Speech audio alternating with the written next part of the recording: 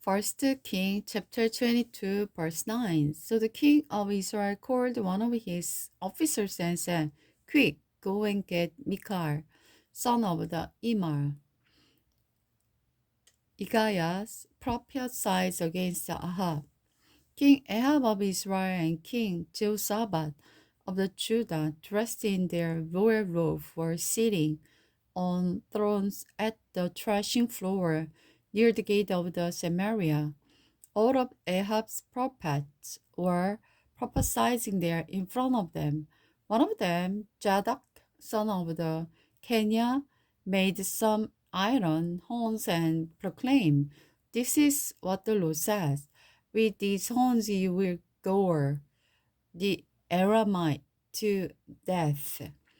All the other prophets agreed. Yes, they said, Go up to the Ramoth Gilead and be victorious, for the Lord will give you victory.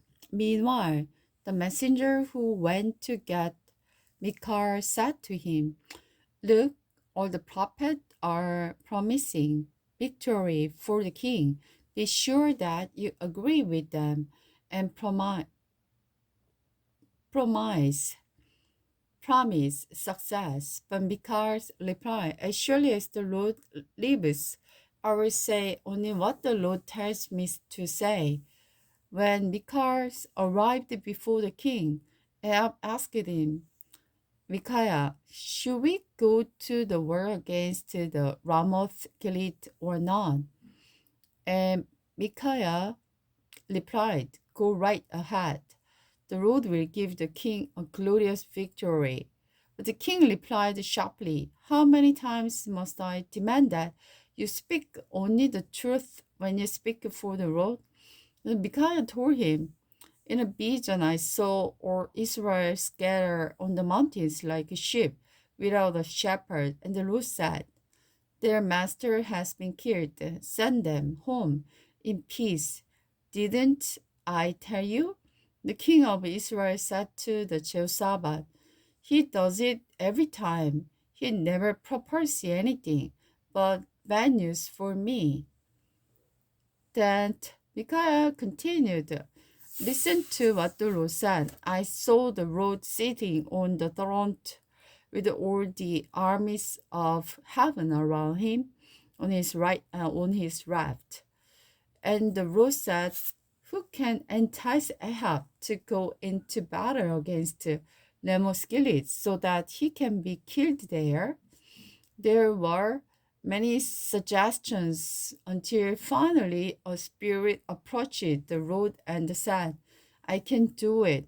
How will you do this? The Lord asked, and the spirit replied, I will go out and inspire all Ahab's prophet to speak lie. You will succeed, said the Lord. Go ahead and do it. So you see, the Lord has put a lying spirit in a mouth of your prophet, for the Lord has determined disaster for you. Then Zedekiah, son of the Kenah walked up to the Micaiah and slapped him across the face. When did the Spirit of the Lord lead me to speak to you? He demanded. And the Micaiah replied, You will find out soon enough when you find yourselves hiding in some secret room. King Ahab of Israel then ordered, Arrest Micaiah and take him back to the Amnon, the governor of the city, and to my son Joash. Give them this order from the king, put this man in the prison and feed him nothing but bread and water until I return safely from the battle.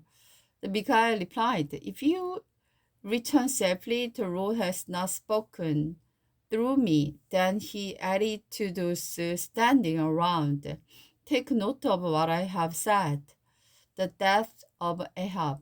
So the king of Israel and King Jehoshaphat of the Judah led their armies against Ramoth Gilead. The king Ahab said to the Jehoshaphat, As we go into battle, I will disguise myself so no one will recognize me, but you wear your royal robe. So Ahab disguised himself and they went into battle. Now the king of Aram has issued this order to his 32 charioteer, attack only the king of Israel. So when the Amarian charioteers saw Jehoshaphat in his royal robe, they went after him. There is the king of Israel, they shouted. But when Jehoshaphat cried out, the charioteer realized he was not the king of Israel, and they stopped chasing him.